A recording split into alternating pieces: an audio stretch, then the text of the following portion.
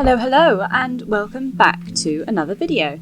Today I'm going to show you the process of my mermaid pieces that I did this year. I'm actually really happy with these because I'm not usually able to do very many pieces in a month, so I do struggle with these monthly challenges. I like to give them a go, but with the knowledge that I probably won't get very far. But I got 3 lined by the end of May, which I showed on my socials. And then I've been working on colouring them over June and July. This year I didn't follow a prompt list for Mermaid because I had the idea of turning water Pokemon into mermaids, and I was just really inspired by that, and so I just went with it. I didn't use a random generator for this, though I think it would be fun to do that next time, just to have to think a bit more about it, but I really just chose Pokemon that I liked the look of, that just sparked some sort of inspiration in me.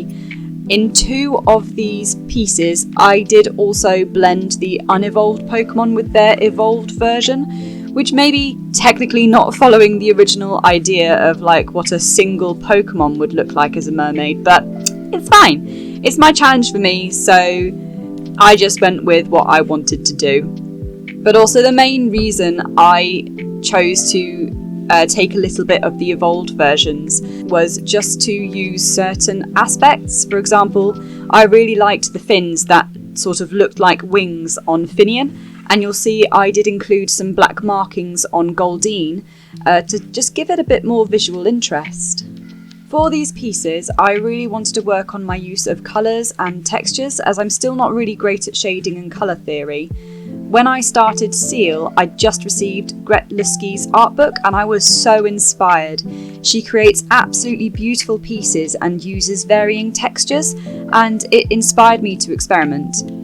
This, which I'll show on screen, is the first attempt of Seal, and while it's nice, I like it, it felt like there was something missing from it. It didn't feel right, and when I went on to do the other 2 mermaids, I didn't use any of the techniques I'd used on Seal, so then it made it look out of place with the other 2. So what I did, I kept the lines because I still liked them, and I just started the colouring process again. And let me tell you, mostly grey-white characters are so hard to create visual interest in their colouring for.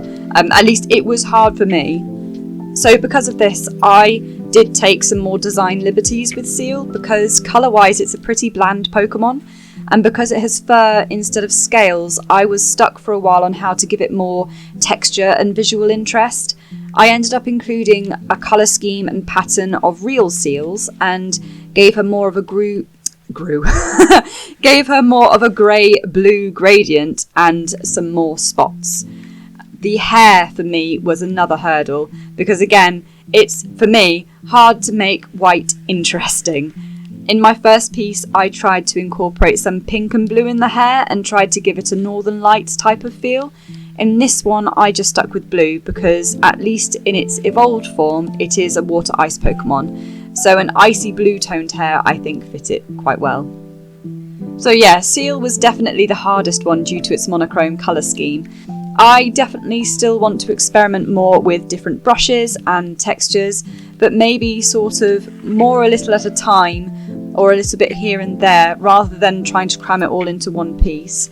I also have the unfortunate habit of forgetting my own process, so whenever I try and incorporate something new and it works, it's remembering to use it again in the next piece. Please tell me I am not the only one who forgets their own process. But yeah, please let me know I'm not the only one whose brain does this. I don't want to be alone in this. With Finian, the blue and the pink really worked well together, and I do believe they are complementary colours on the colour wheel. So when creating the scales on her tail, I added some pink shine into there, as well as some dashes of a peachy yellow, which I'm not too sure you can see very well unless you zoom in. But I also played around with her hair quite a lot as well, and using a peachy yellow again as a highlight colour, and then the bluey purple as a sort of shadow / undertone. I played a lot with the different layer modes for her hair, just because, or for the whole pieces, because I wanted to push my colours more. And I think they came out quite well colour-wise. I am quite happy with it.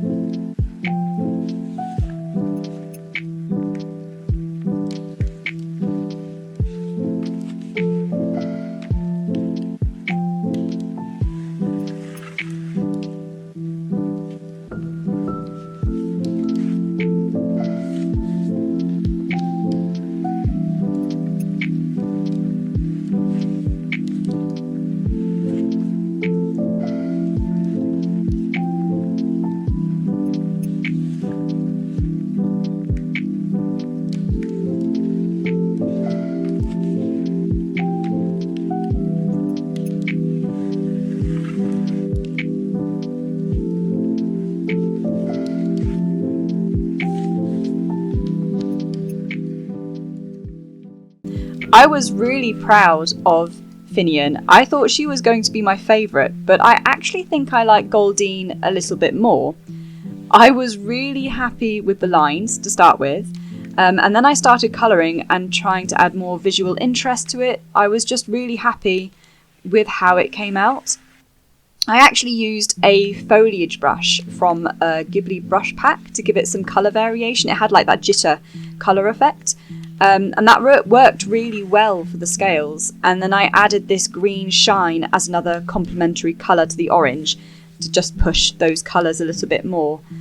I feel like I maybe could have done more with the hair, but I'm not sure what. But overall, yeah, I think Goldine was my favourite, or is my favourite. Also, don't come at me if you noticed I copy and pasted the bubbles because I was feeling lazy, you know, recycle, reuse and all that jazz.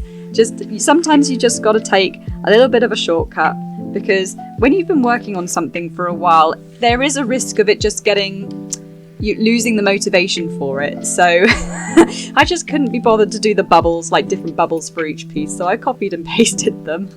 But yeah, I can't believe we're halfway through the year already, and I have finished 8 pieces of art, and just one of them I haven't shown yet.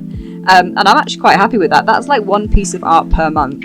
That's more than what I've done in previous years. And that's what I've been working on, trying to do a little bit more throughout the year, because I find if I take long breaks, I end up starting all over again with my art. I feel like I need to remind myself of how to do it. So no, I'm quite happy with that. That's pretty good. I'll take that. But yeah, if you've made it this far, let me know in the comments which one is your favourite, and if you like my art and my videos and my rambling, maybe drop me a follow. I do have 2 videos scheduled for September, because I like to keep on theme. They're very autumnal-y pieces, so I wanted to schedule them for, you know, the time of year that fits the vibe. So I do have 2 videos coming up in September. I'm hoping that I'll have another video for August. I don't think I'll have much to say about that video, so it might just be a draw along with me time-lapse sort of video with some music. But yeah, hopefully I'll get that up in August for you, and maybe I'll see you in the next video. Hope you have a lovely day. See ya. Bye.